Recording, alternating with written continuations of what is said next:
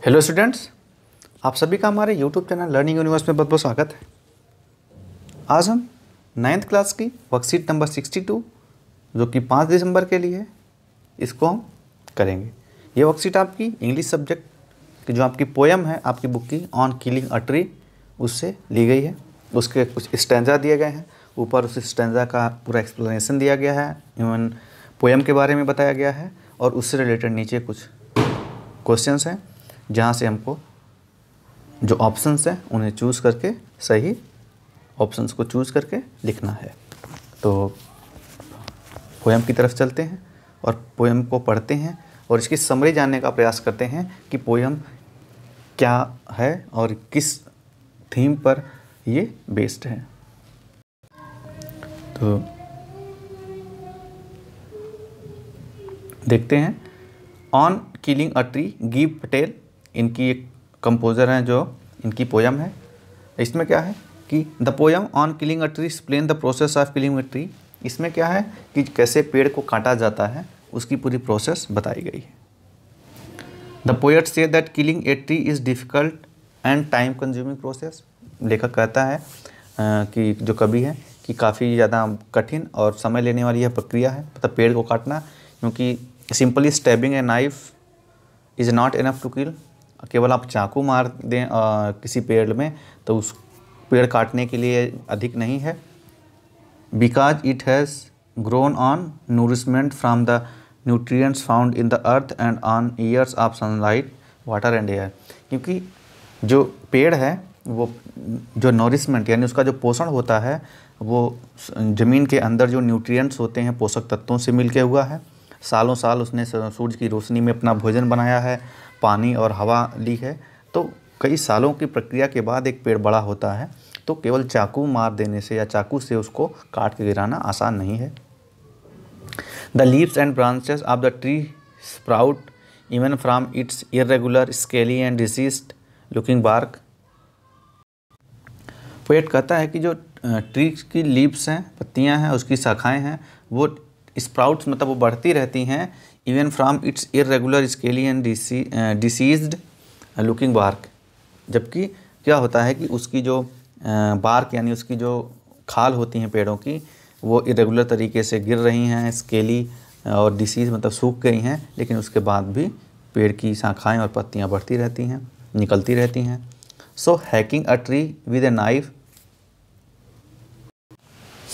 तो केवल एक नाइफ यानी चाकू या एक्स कुल्हाड़ी से किसी पेड़ पे प्रहार करना या उसको टुकड़ों में करना, a blow may cause pain to the tree. इससे क्या होता है, पेड़ को दर्द हो सकता है, but it's not enough to bring the tree down. लेकिन यह पेड़ को नीचे यानी गिराने में के लिए काफ़ी नहीं है। द ब्लीडिंग बार्क, उसकी जो खाल होती है जहाँ से खून से मतलब होगा कि उससे जो रस निकलते हैं, सफ़ेद पानी निकलता है, उसकी बात कर रहा है। द वो in the bark from here the sap flows, मतलब जहाँ पे चोट मारी जाती है वहाँ से जो सैप निकलता है यानी जो रस निकलता है। Out of where the boughs has been chopped off will heal with the time, वो घाव जो है समय के साथ भर जाता है। आप देखते हैं कभी पेड़ कट गया हो तो क्या होता है कि धीरे धीरे वो घाव भर जाता है और फिर क्योंकि जब जड़ें नहीं उखड़ी होती है, पेड़ की नई शाखाएं आ जाती हैं, पेड़ में नई डालियाँ आ जाती हैं और देखते हैं कि पेड़ के बाद वो पेड़ काट दिया गया है ऊपर से और नीचे से फिर दूसरे पेड़ वहाँ पे उगाते हैं। New green ticks will grow again. अब वो कहता है कि पेड़ तो मतलब भले ही उसको प्रहार कर दिया गया हो, काट दिया गया हो, लेकिन नई शाखाएं फिर आ जाएंगी, ग्रो अगेन बढ़ जाएंगी। बो दैट वर चॉप्ड, जहाँ से शाखाएं काटी गई हैं, will be replaced by new boughs, वहाँ से नई जो टहनियाँ हैं वो निकलने लगेंगी। And there will regain a former size if not harm again, और जल्दी ही यदि जो नई निकल रही टहनियाँ शाखाएं हैं उन्हें नुकसान नहीं पहुंचाया गया तो फार्मर साइज यानी जैसे कि पहले पेड़ थे, पहली टहनियाँ थी, वैसे ही आकार में धीरे धीरे वो पेड़ हो जाएगा। The poet then tells, poet आगे कहता है कि ट्री किल्ड, कि कैसे पेड़ को काटा जाए। He says to kill a tree it to be tied with a rope and snapped, वो कहते हैं कि अगर पेड़ को काटना है तो उसको पहले किसी रस्सी से बांध के उसे खींचा जाए और root to be pulled out, उसका जो रूट है वो ख़त्म किया जाए, पुल बाहर निकाल लिया जाए। क्योंकि जब तक पेड़ के आप जानते हैं कि नीचे उसकी जड़ें हैं, तो भले ऊपर से पेड़ कट गया हो लेकिन जड़ों से जो है पोषण मिलता रहेगा, आप जानते हैं ऐसे, तो फिर यहाँ से अलग अलग शाखाएँ निकलने लगेंगी और फिर पेड़ बन जाता है।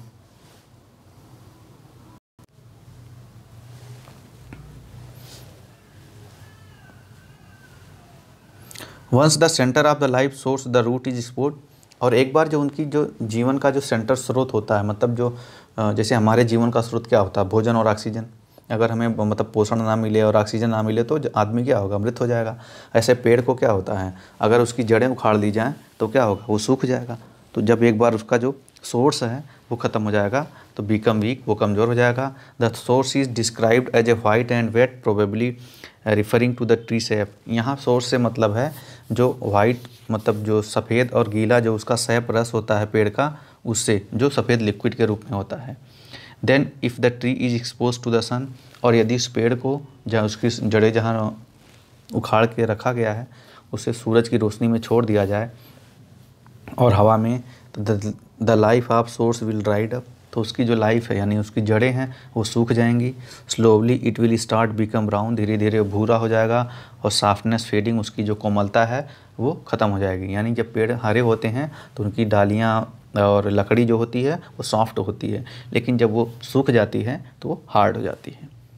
विद टाइम इट विल विदर, धीरे धीरे वो सूख जाएगा, become dry and bend out of shape, और क्या होगा, वो सूख जाएगा और आउट ऑफ शेप यानी उसका जो पहले का आकार होगा वो उस आकार से दूसरे आकार में आ जाएगा। Leaving the copse where the tree use to be, और जहाँ पे वो पेड़ हुआ करता था वहीं पे उसकी कॉर्प्स यानी उसकी जो सूखी हुई चीज़ें हैं, वो पत्तियाँ हैं, टहनियाँ हैं, शाखाएँ हैं, सब वहीं रहेंगी।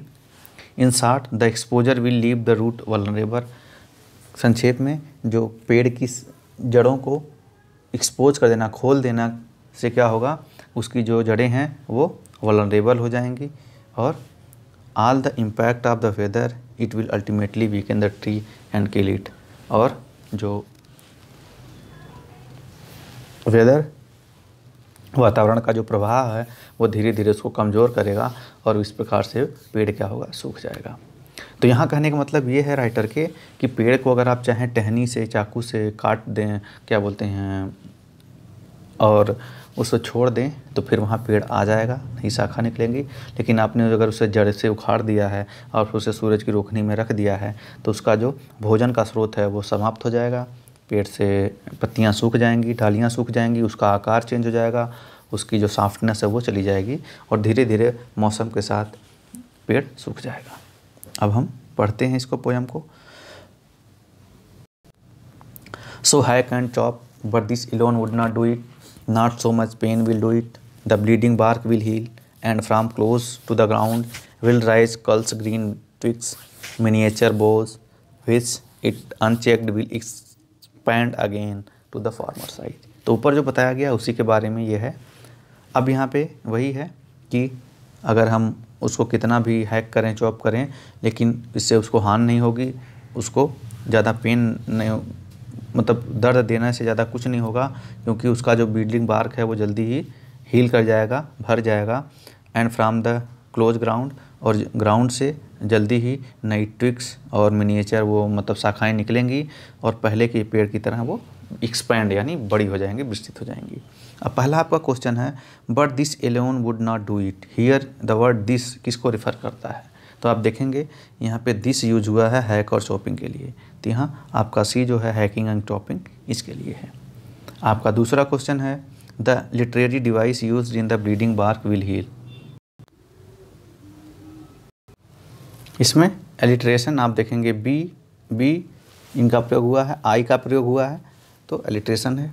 अगला पे हम देखते हैं, the stanza suggest that a tree can grow again even after it cut, tree will be everywhere if not cut, tree do not feel pain, miniature tree can grow from the main tree. तो पहला, a tree can grow again even if it cut. आगे, bleeding bark means आपका देखेंगे D है sap coming out of the tree bark. The twigs are curled because they are not supported, they are new and soft, they are chopped, they are close to the ground, they are close to the ground.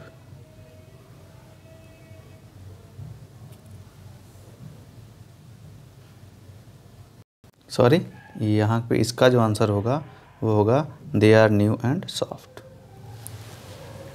ये आपका बच्चों पूरा answer हो गया। ये आपकी 9th class की पूरी पोयम हो गई, the tree, the killing of a tree. इसको आप करिए और अपने टीचर से चेक कराइए। धन्यवाद।